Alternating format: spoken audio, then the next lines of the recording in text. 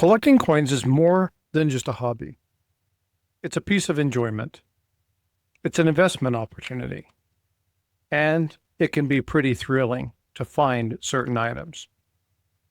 Could be a storehouse for financial gain or interest in other countries' currency and coinage. Sometimes they can appreciate over time, and sometimes they don't. But it's important to understand and surround yourself with solid information and good people. This is some of the stuff that I'm going to be talking about in today's video.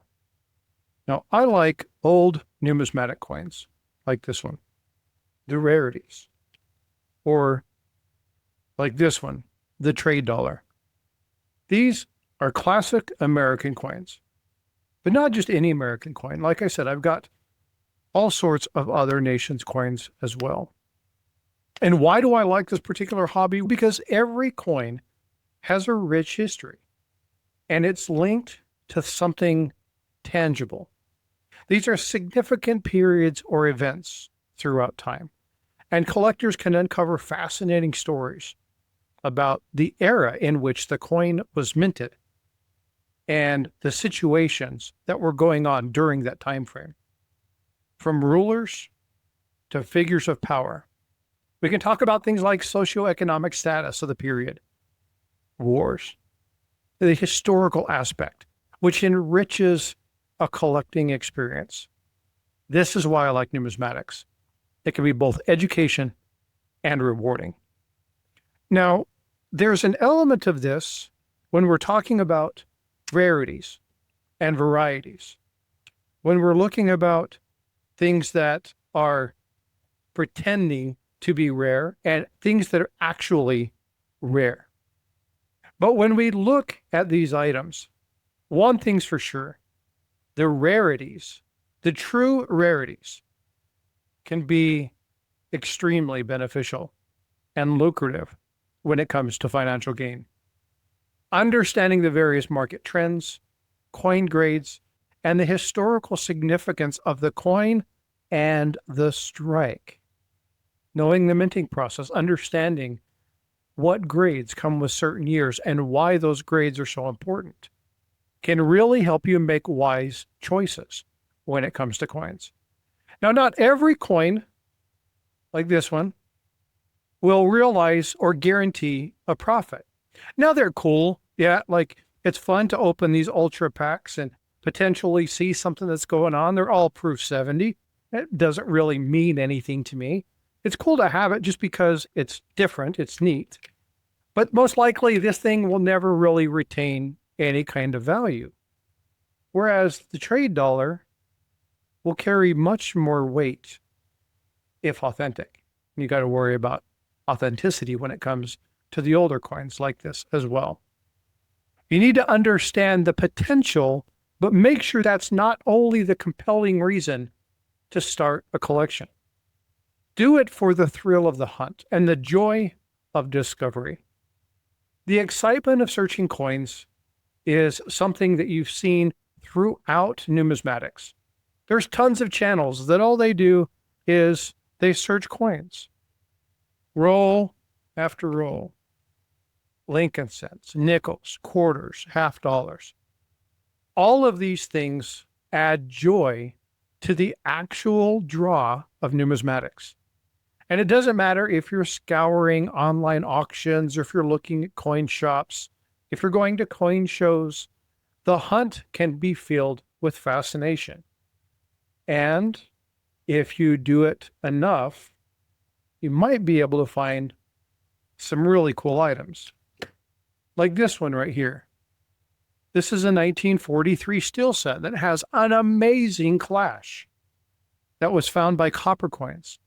It's my coin, and it's an extremely cool coin. But finding it was half of the fun. Being able to identify it and see what type of coin it was, knowing where it came from. This is a major part and what makes numismatics immensely satisfying. But there can be a lot of challenges when it comes to identifying what should be your first coin. Man, there's a lot here, and I have so many more what should be my first one? And ultimately, it requires a couple different things.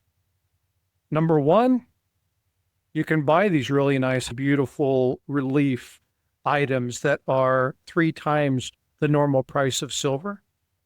You can buy these little collectible figurines, like these little minions that I have here.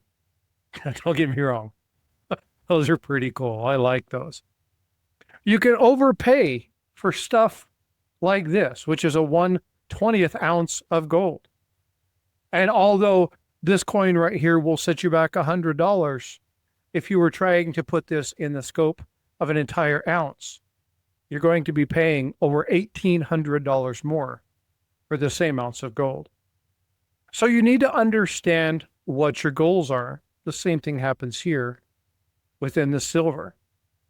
You have tons and tons of options in this particular hobby. There's so many things to choose from. But there's a couple of fundamentals that I want to be very clear. You need to arm yourself with a strategy. What do I want to do? Collect what you like. If you collect what you like and you have a plan, it definitely can be fun and fulfilling.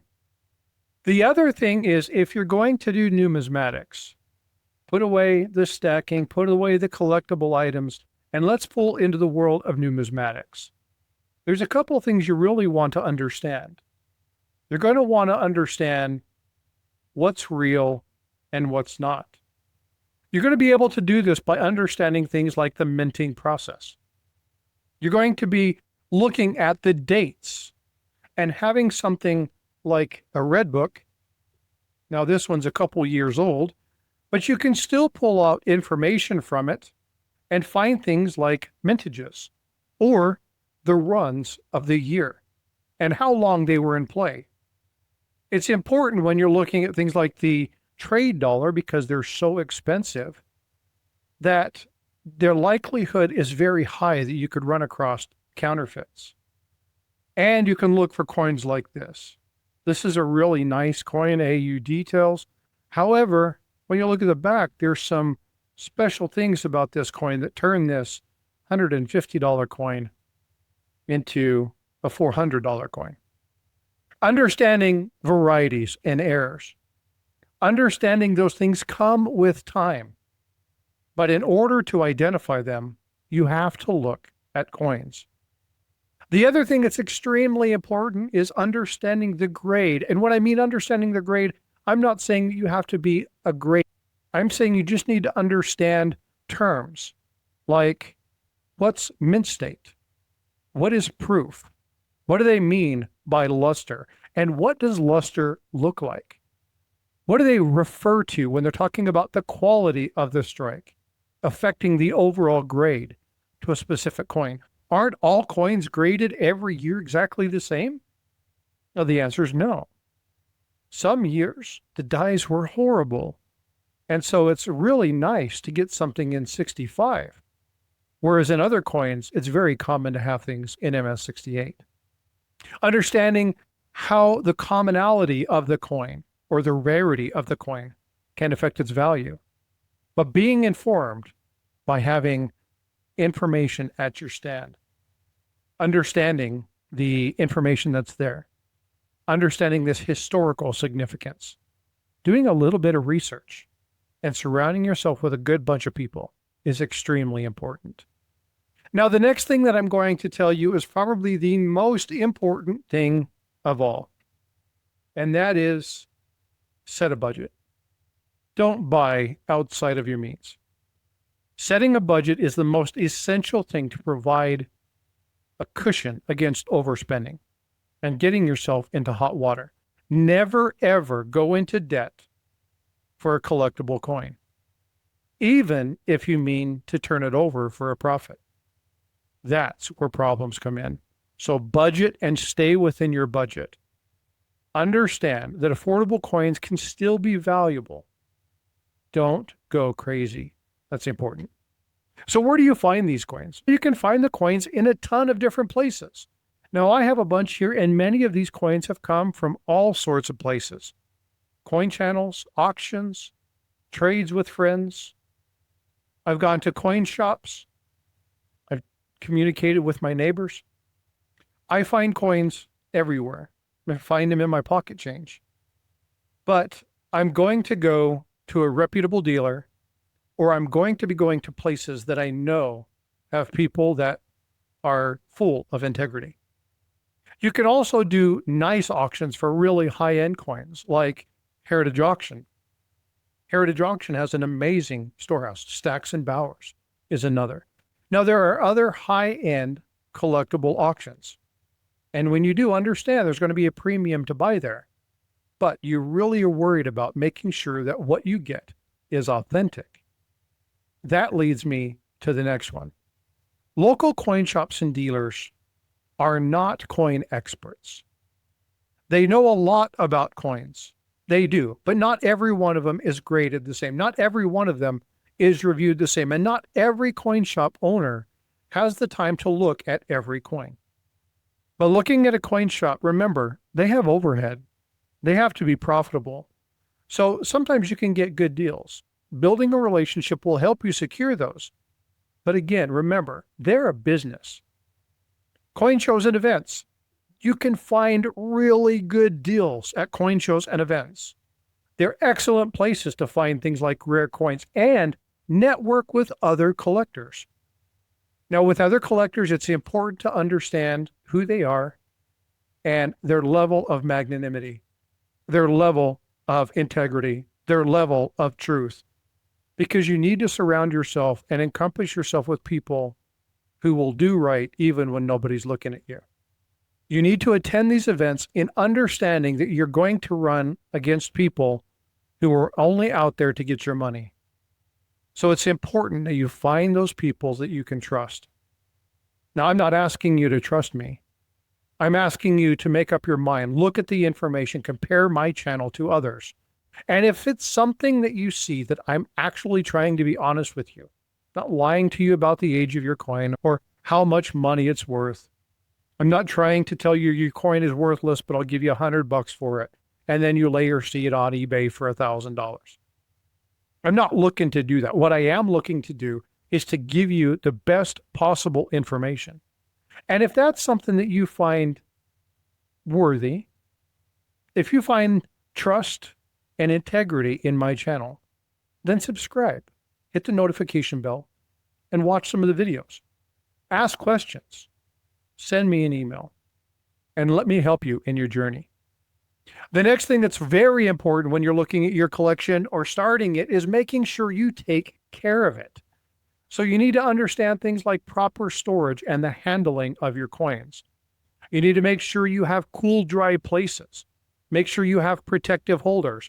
Make sure you have items that will absorb the moisture and replace them frequently. Just because they're in a plastic case in the basement doesn't mean that they're safe. You have to make sure that they're free of water. You have to make sure that you protect them from moisture, because moisture is the number one enemy of a coin.